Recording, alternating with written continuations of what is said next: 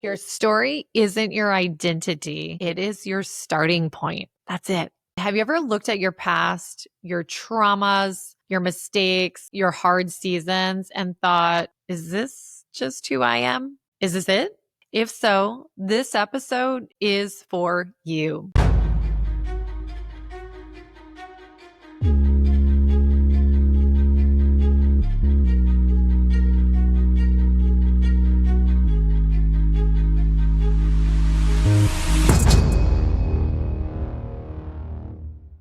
I used to think I was the girl with trauma, the girl who had just survived, right? The teen mom at 16, the girl who was sexually abused from 11 to 17. And have you ever been in a situation where you're constantly trying to grow, but then you hit a wall and you think, is this just who I am? Is this all I'm supposed to be? Is this my purpose? Is this my identity? You know, if anyone really knew my story, would they not respect me? And I was reliving in my head alone old chapters a lot of times and not writing new ones. And I had to learn throughout my adult years that my past could inform me and make me self aware of who I am, but it didn't need to define me. And I think we can get stuck in whether it's childhood of how we think of who we are. We have such negative mind space based on our sound bites in our head of who we are. And your story from your childhood to your adult life, your story should explain your patterns and your fears and your reactions, but it's not a life sentence to be that way. It's not your destiny. I was constantly in my head internally, not from the outside, people wouldn't know this, but internally, see myself in a completely different way. And I believed that surviving was a superpower. But survival, that was really just the beginning. And really it was my driving force. But at some point in our life, I didn't want to just keep surviving. Like I wanted to thrive inside and outside, you know? And you don't need to continue to be this person because you have been that person. You can change at any time. And I had to kind of learn that my past was just kind of information of why I did the things I did. And I think sometimes we accept like this is just who we are, but we all can change. We can stop at any time and just become aware of that and rewrite our story in our head of who we want to become. And that is what I did in my 40s was there was things that I knew I was really good at and I was very successful, but internally I lived a different life. How many of us have situations where somebody said something to you like maybe you shouldn't write that book?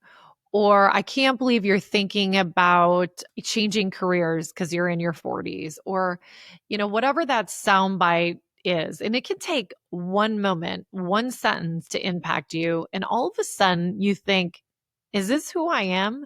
Because someone told me that.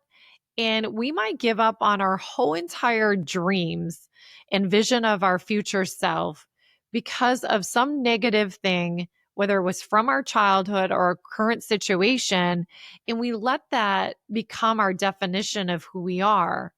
But I promise you, you have to learn to reprogram yourself and tell yourself who you really are and want to be. Your past, I want you to look at it as really just an understanding of who you are, how you show up. But like you can, starting today, recreate the person you want to be. You can create a new definition of self. You are in charge of your life. You are the author of your story. You get to make the decision of who you are today and who you want to become going forward. And surviving got me here. But at some point, surviving became also the thing that was holding me back into my fullest potential. And what I needed next was to own my story. And to own your story means you stop reacting to life and you start creating it. You start doing the things that you want to do to become the person you want to become. That is a decision and an action that you need to make. Nobody can make it for you. So until you own it and you become that author of your story, you will stay there. And are you surviving or really thriving? And that, for me, even going into my later 40s, was like, I can sit here and continue to survive, have a pretty good life, or I can rewrite my story, become the author of my story, take action, and become the person I want to become. That is up to me. Nobody can make that for you. And with that, that becomes action taking, fearless, bold, rewriting our thoughts in our head and the negative narrative that we have created, whether it's our own sound bites or others around us. And nobody is coming to rewrite the story for you. I waited for someone to say sometimes, it's time, Teresa. You can change your story now. But no one came. I think sometimes we want somebody to come and say to us, it's time. Go do it. Go live out your dreams. But the challenge is nobody's going to come. Like, you have to realize you are going to be the only person that can change your future. I mean, I know that there was times when I was at my lowest season where I just really wish someone would come, change, change my life. No one's going to save you. And so you have to learn to step into your superpower, and you have to take action, and you have to pick up the pen. You have to write the next chapter, even if your hand is shaky, just write your next chapter. You can do anything you want to do. I promise you. Like, dream big, be bold.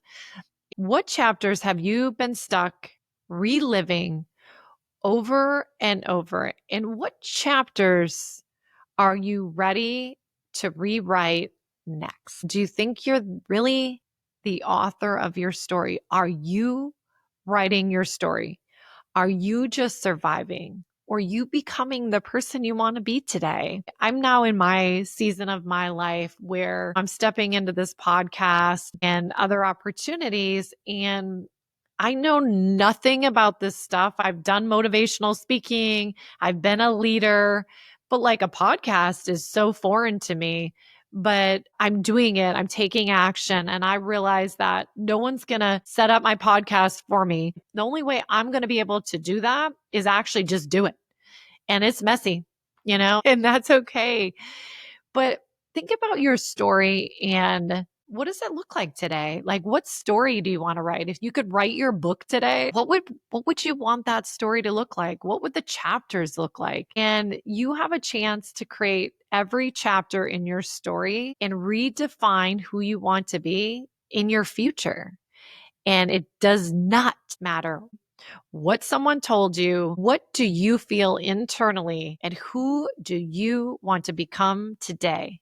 It doesn't matter who you were. You get to shape that next chapter. If your old chapters were about surviving who you needed to be, your new chapters should be about who do you want to become? What do you want your future to look like? What legacy do you want to leave behind? What is your purpose? What is your mission? What is the thing that is your heart and soul? And you should go live it. Take action. Go write that book.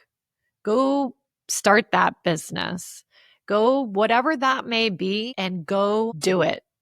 What chapter are you ready to write next? This entire community is about people rewriting their story, and you're not behind. You're not broken. You're becoming. And the version of you that you're writing the next chapter, she's already proud of you for starting. And next week, I'm going to talk about how to stop waiting to be chosen and start becoming the one you were meant to be. I'll see you next Tuesday. Thank you for being here today. If this spoke to you, share it with someone who's rewriting their story too. Your past explains you, but it doesn't define you. This is your chapters and your story. I'll see you next week.